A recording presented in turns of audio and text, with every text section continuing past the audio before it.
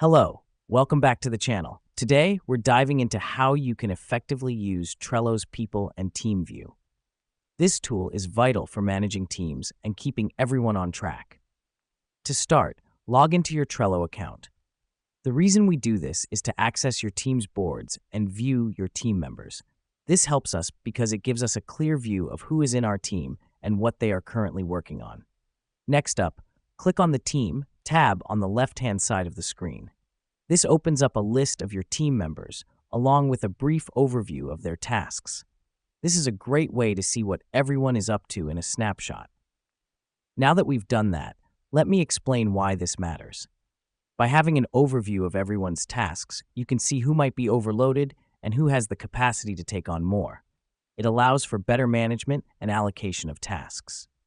For the next step, click on a team member's name. This will give you a detailed view of their tasks.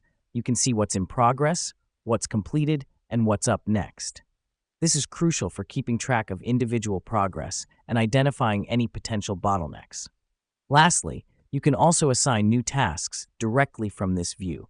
Just click the Add Card button, type in the task, and assign it to a team member. Here's what's happening behind the scenes. By adding a card, you're creating a new task that will appear on the team member's board.